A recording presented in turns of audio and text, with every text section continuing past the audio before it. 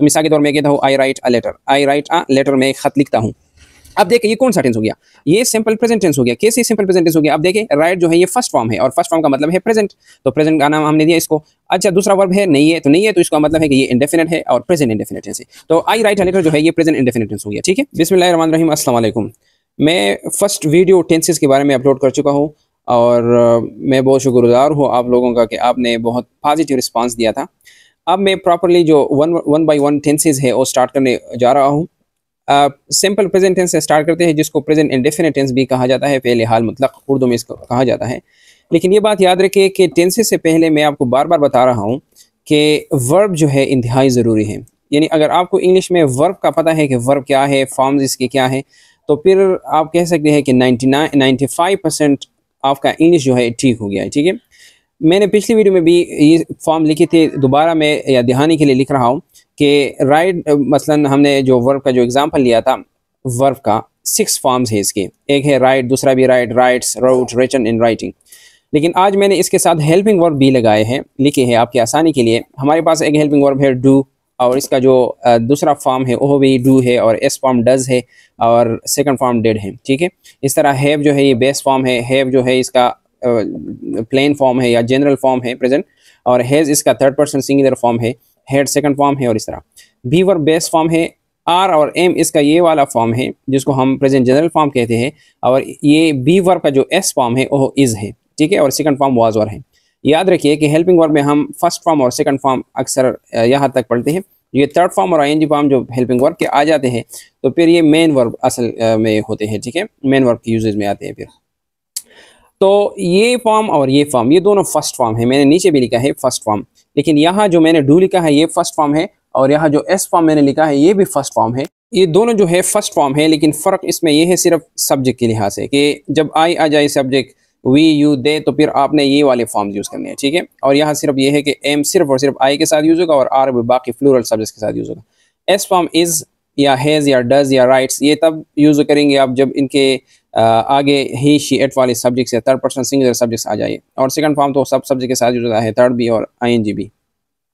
अब देखिए पिछली वीडियो में मैंने आपको बताया था कि ये ट्रिक्स अगर आप याद रखिए ये वाले, ठीक है ना, तो आपको इंग्लिश में कोई भी टेंस बनाना मुश्किल नहीं होगा। ठीक है, ये आसान होगा। आप देखिए फर्स्ट फॉर्म जो है याद रखिए कि फर्स्ट फॉर्म जब आप देखिए किसी सेंटेंस में याद रखे तो फिर कि वहाँ ये प्रेजेंट टेंस होगा। फर्स्ट फॉर्म का मतलब क्या होगा? प्रेजेंट टेंस, यानी फर्स्ट फॉर्म ये भी है, ये भी है, ये भी है, ये भी है। अगर आप इज एम आर देखें ये भी फर्स्ट फॉर्म है तो इसका मतलब है कि ये प्रेजेंट टेंस तो है ही। ठीक है, जब आप सेकंड फॉर्म यूज देखें तो सेकंड फॉर्म का मतलब ये होगा कि ये पास्ट टेंस है। ठीक है, कम से कम पास्ट वाला जो लफ्ज है ये में इसमें आएगा। थर्ड फॉर्म जब भी आप देखें तो थर्ड फॉर्म का मतलब क्या होगा कि ये परफेक्ट टेंस है। बस ये आपने याद रखनी है कि प्रेजेंट का मतलब है फर्स्ट फॉर्म, पास्ट का मतलब है सेकंड फॉर्म, यानी वर्ब का सेकंड फॉर्म होगा उस सेंटेंस में, परफेक्ट का मतलब है कि उस सेंटेंस में थर्ड फॉर्म होगा, और कंटिन्यूअस का मतलब है कि उस सेंटेंस में आईएनजी फॉर्म होगा। ये थर्ड फॉर्म को हम पास्ट पार्टिसिपल और आईएनजी फॉर्म को हम प्रेजेंट पार्टिसिपल कहते हैं। ठीक है, और मैंने ये पिछली वीडियो में भी आपको बताया था कि ये दोनों पार्टिसिपल फॉर्म है और ये बगैर हेल्पिंग वर्ब के यूज नहीं हो सकते। अब देखिए इसके बाद हम प्रॉपरली जो टेंस स्टार्ट करते हैं कि प्रेजेंट इंडेफिनिट टेंस क्या होगा। देखिए पिछली वीडियो में मैंने आपको बताया था कि जब भी आप इंडेफिनिट का नाम सुने या सिंपल का नाम सुने तो इसका मतलब ये है कि इसके लिए कोई वर्ब आपने यूज़ नहीं करना है। जब आपने वर्ब यूज़ करना है तो कौन से नाउन्स के लिए यूज़ करना है? जब आप प्रेजेंट का नाम सुने तो इसके लिए फर्स्ट फॉर्म यूज़ करना है, जब आप पास्ट का नाम सुने तो सेकंड फॉर्म, और इस तरह परफेक्ट और कंटिन्यूअस। इंडेफिनिट के लिए आपने दूसरा वर्ब यूज़ नहीं करना है। अब देखिए जब हम प्रेजेंट इंडेफिनिट टेंस में सेंटेंसेस बनाते हैं तो सेंटेंसेस जब आप बनाते हैं तो आपको पता है कि सेंटेंस का जो जनरल स्ट्रक्चर है वो ये है कि सबसे पहले सब्जेक्ट्स आ जाएंगे, फिर इसके बाद वर्ब है, फिर ऑब्जेक्ट है या कॉम्प्लीमेंट है। ठीक है, अब देखिए सब्जेक्ट्स कौन कौन से हैं ये तो ऑलरेडी मैंने लिखे भी है कि आई वी यू दे, और जो पर्सनल प्रोनाउन वाला जो वीडियो था सब्जेक्ट्स के बारे में वहाँ मैंने डिटेल में उसके ऊपर बात की थी कि ये सब्जेक्टिव केसेस है, फिर उनके ऑब्जेक्टिव केसेस और फिर पॉजिटिव केसेस, मैंने ये डिटेल में आपको पढ़ाया है। ठीक है, तो ये सारे सब्जेक्ट्स हैं। अब देखिए वर्ब की बारी आती है। इसके बाद वर्ब जो है मैंने आपको शुरू में इस वीडियो में बताया था कि ये इंतहाई अहम जुज़ है किसी भी सेंटेंस में या इंग्लिश बताने में या किसी भी जुमले बनाने में। अब देखिए यहाँ तो हम क्या बनाते हैं सिंपल प्रेजेंट टेंस में जब जुमले बनाते हैं तो याद रखिए कि प्रेजेंट टेंस में हम बनाते हैं तो प्रेजेंट टेंस के लिए हमें अभी पता चला कि वर्ब का कौन सा फॉर्म यूज़ करना है, फर्स्ट फॉर्म, यानी या ये फॉर्म या ये फॉर्म या ये फॉर्म या ये फॉर्म या हैव या हैज। देखिए मैं आपकी आसानी के लिए एक मिसाल लेता हूँ। मिसाल के तौर पर ये वही राइट में वापस लिखता हूँ। ठीक है, ये राइट है। अब जब मैंने सिर्फ राइट लिखा यानी ये वाला फॉर्म एस नहीं है इसके आगे, तो हमने इस राइट के साथ या तो आई लगाना है या वी लगाना है या यू लगाना है। चलो मैं सब्जेक्ट की जगह इसके लिए आई लेता हूँ, ठीक है। तो आई राइट बन गया। तो फर्स्ट फॉर्म तो हमने लगाया किसके लिए, प्रेजेंट टेंस के लिए। अब इंडेफिनिट टेंस के लिए तो हम दूसरा वर्ब नहीं लगाते, तो डायरेक्टली हम या ऑब्जेक्ट लगाते हैं, ठीक है। तो मिसाल के तौर में कहता हूँ I write a letter, I write a letter, मैं एक खत लिखता हूँ। अब देखिए ये कौन सा टेंस हो गया, ये सिंपल प्रेजेंट टेंस हो गया। कैसे सिंपल प्रेजेंट टेंस हो गया, अब देखिए राइट जो है ये फर्स्ट फॉर्म है और फर्स्ट फॉर्म का मतलब है प्रेजेंट, तो प्रेजेंट का नाम हमने दिया इसको। अच्छा दूसरा वर्ब है नहीं है, तो नहीं है तो इसका मतलब है कि ये इंडेफिनिट है और प्रेजेंट इंडेफिनिट टेंस है। तो आई राइट अ लेटर जो है ये प्रेजेंट इंडेफिनिट टेंस हो गया, ठीक है। अच्छा मैं ये दूसरा मिसाल लेता हूँ, मिसाल के तौर पर मैं डू एग्जाम्पल लेता हूँ। For example I do what, for example I do my homework, for example I do my homework. तो ये आई डू माई होमवर्क क्या है, डू जो है फर्स्ट फॉर्म है, फर्स्ट फॉर्म का मतलब है प्रेजेंट टेंस, इसके आगे दूसरा वर्ब नहीं है तो आपने इंडेफिनिट लगाना है, तो सिंपल प्रेजेंट ये भी हो गया। देखिए इसके आई के साथ मैं ये दूसरा ये वर्ब इस्तेमाल करता हूँ एम। फॉर एग्जाम्पल मैं कहता हूँ I am a teacher, I am a teacher. अब ये टीचर जो है ये कम्प्लीमेंट है, ये क्या है, कम्प्लीमेंट है। तो आई एम अ टीचर भी कौन सा टेंस हो गया, सिंपल प्रेजेंट टेंस। क्यों सिंपल प्रेजेंट टेंस है, क्योंकि एम जो है ये फर्स्ट फॉर्म है, फर्स्ट फॉर्म का मतलब प्रेजेंट होता है और इसके बाद कोई दूसरा वर्ब नहीं यूज हुआ है, तो इसका मतलब ये हो गया कि ये इंडेफिनिट टेंस है, ठीक है। तो इस तरह आप सारे टेंसेस में इस तरह सेंटेंसेस बना सकते हैं, ठीक है। तो ये पॉजिटिव सेंटेंस में आपने इस तरह करना है कि आपने क्या करना है कि सब्जेक्ट्स के बाद आपने डायरेक्टली फर्स्ट फॉर्म यूज करना है, कभी एस के साथ कभी विदाउट एस। अब देखिए अगर मैं सब्जेक्ट्स चेंज करता हूँ, यानी आई ये ग्रुप वाली जो सब्जेक्ट से नहीं लगाता हूँ, इस ग्रुप की तरफ आता हूँ, ही लगाता हूँ। अगर सब्जेक्ट की जगह मैं ही लगाऊँ, फॉर एग्जांपल ही मैंने लगाया, अब इसके बाद मैं फर्स्ट फॉर्म वर्ब लगाऊंगा, तो याद रखिए कि अब मैं राइट नहीं बताऊंगा बल्कि क्या बताऊंगा, राइट्स, यानी एस का इजाफा करूंगा। क्यों, क्योंकि नीचे इनके मैंने सब्जेक्ट्स लिखे हैं कि ही के बाद आपने एस फॉर्म लगाना है या डज लगाना है या हैज लगाना है या ही इज लगाना है, ठीक है। तो इस तरह आप सिंपल प्रेजेंट टेंस में सेंटेंसेस जो पॉजिटिव सेंटेंसेस है वो बना सकते हैं। अब देखिए इस टेंस में जब आप नेगेटिव सेंटेंसेस बनाते हैं तो याद रखिए कि जब भी आप किसी सेंटेंस मतलब इंग्लिश में नेगेटिव सेंटेंस बनाते हैं, ये बात याद रखिए, ज़रूरी है कि ये बात आपको आनी ही चाहिए। जब भी आप नेगेटिव सेंटेंस बनाते हैं तो इंग्लिश में याद रखें कि नेगेटिव सेंटेंसेस बनाने के लिए हेल्पिंग वर्ब का होना बहुत ज़रूरी है, ठीक है। यानी क्यों ज़रूरी है, क्योंकि नेगेटिव सेंटेंस में तो हम नॉट लगाते हैं, क्या लगाते हैं, नॉट, और ये नॉट जो है ये हेल्पिंग वर्ब के बाद आपने यूज़ करना है।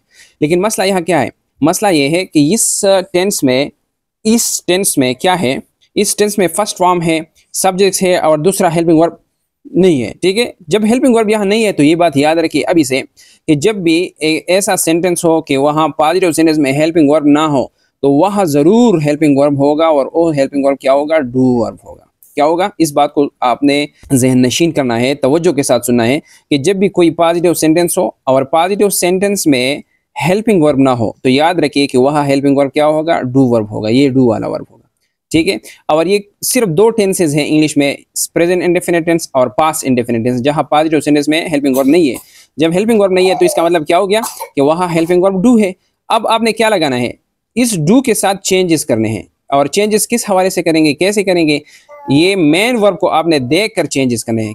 इसका मतलब क्या हो गया, इसका मतलब ये हो गया, मिसाल के तौर पर एक जुमला है आई राइट अ लेटर, तो यहाँ तो हेल्पिंग वर्ब नहीं है और हम इसका नेगेटिव सेंटेंस बनाते हैं। जब नेगेटिव सेंटेंस बनाते हैं तो हमें, तो मैंने अभी आपको बताया कि यहाँ हेल्पिंग वर्ब डू होगा। अब आपने डू के साथ वो चेंजेस करने हैं जो मेन वर्ब के साथ चेंज है। मेन वर्ब का जो पी वर्ब फॉर्म है वो है राइट, तो यहाँ तो राइट है, यहाँ भी राइट है, यानी मेन वर्ब के साथ कोई चेंज नहीं हुआ है। जब चेंज नहीं हुआ है तो इसका मतलब यह है कि डू के साथ आपने भी चेंज नहीं करना है और डायरेक्टली इसके बाद आपने नॉट लगाना है। यानी अगर आप इस सेंटेंस का नेगेटिव बनाते हैं आई राइट अ लेटर, तो इसका नेगेटिव कैसे होगा, I do not write a letter. यानी राइट के साथ कोई चेंजेस नहीं हुए तो आपने डू के साथ भी चेंजेस नहीं करना है, तो आई राइट का लेटर का नेगेटिव कैसे होगा, I do not write a letter. अच्छा अगर इस सेंटेंस को देखें, ही राइट्स अ लेटर, ही के बाद तो हम राइट्स लगाते हैं ना, एस फॉर्म लगाते हैं। और अगर आपसे कोई कहे कि इसका नेगेटिव बनाएं, तो मैंने अभी बताया कि ही राइट्स वाली जो सेंटेंसेस है इसमें तो हेल्पिंग वर्ब नहीं है और नेगेटिव के लिए तो हेल्पिंग वर्ब की ज़रूरत है। अगर किसी सेंटेंस में हेल्पिंग वर्ब नहीं है तो दोबारा वही बात कि वहाँ हेल्पिंग वर्ब क्या होगा, डू वर्ब होगा। अब डू के साथ आपने वो चेंजेस करने हैं जो मेन वर्ब के साथ है। अब मेन वर्ब के साथ कौन सा चेंज हुआ है, एस फॉर्म लगाया गया है। क्या, कौन सा फॉर्म लगाया गया है, एस। तो सेम आपने डू के साथ भी वही चेंजेस करने हैं और डू का एस फॉर्म लगाना है। और डू का एस फॉर्म जो है आप देख सकते हैं इधर डज है, क्या है, डज है। तो इसका मतलब क्या हो गया कि इसका मतलब ये हो गया कि ही शी इट, और इसके साथ आपने हेल्पिंग वर्ब डज नॉट लगाना है। और जब और डज क्यों लगाते हैं आप, क्योंकि मेन वर्ब के साथ चेंजेस जो थी वो एस वाली थी, तो इस वजह से डू के साथ भी आपने चेंज करना है एस वाला। और डू का जो एस फॉर्म है वो है डज, वो है क्या, डज। तो जब आप डज लगाए ही डज और इसके बाद आपने नॉट लगाना है ही डज नॉट। लेकिन ये बात आप याद रखिए कि अब जो राइट का जो एस फॉर्म है आपने नहीं लगाना है, अब वापस आपने ये राइट लगाना है, ठीक है, या इस तरह भी है, मतलब इसके अलावा, ठीक है। तो ही डज नॉट राइट हो गया, अब ही डज नॉट राइट। पहले था पॉजिटिव में ही राइट्स, लेकिन नेगेटिव में अब क्या हो गया, ही डज नॉट राइट। समझ आ गई बात। तो इस वजह से हम कह सकते हैं कि जब आप सिंपल प्रेजेंट टेंस में नेगेटिव बनाते हैं तो वहाँ हेल्पिंग वर्ब या तो डू होगा या डज होगा। डज क्यों होगा, कब होगा, जब सब्जेक्ट ही शी इट हो। डू कब होगा, जब subjects I we you they हो, ठीक है। और दोनों के बाद नेगेटिव में आपने फिर विदाउट एस वाला फर्स्ट फॉर्म लगाना है, ठीक है। जब आप क्वेश्चन बनाते हैं तो क्वेश्चन के लिए भी याद रखिए कि क्वेश्चन के लिए भी हेल्पिंग वर्ब की ज़रूरत होती है। और इस डू और डज को जब आप सेंटेंस के बिगिनिंग में लाते हैं तो फिर इसका क्वेश्चन सेंटेंस बन सकता है। मिसाल के तौर पर पॉजिटिव सेंटेंस है I write a letter, negative क्या होगा, I do not write a letter. Question कैसा होगा, do I write a letter, और आखिर में आपने क्वेश्चन मार्क लगाने हैं, ठीक है। तो खैर जो पॉजिटिव नेगेटिव और क्वेश्चन सेंटेंस है इसके ऊपर मैं नेक्स्ट वीडियो बनाऊंगा इंशाल्लाह। यहाँ तक आपने सिर्फ ये याद रखना है कि प्रेजेंट इंडेफिनिट टेंस में आपने फर्स्ट फॉर्म ऑफ वर्ब लगाना है, या तो without S form first form या एस वाला फर्स्ट फॉर्म। कब एस वाला फर्स्ट फॉर्म लगाएंगे, जब सब्जेक्ट्स ही शी इट यानी सिंगुलर सब्जेक्ट्स हो, थर्ड पर्सन सिंगुलर, और जब थर्ड पर्सन सिंगुलर सब्जेक्ट्स ना हो यानी आई वी यू दे हो, तो फिर आपने बगैर एस वाला जो फॉर्म है वो लगाना है। ये तो सिंपल प्रेजेंट टेंस, ठीक है।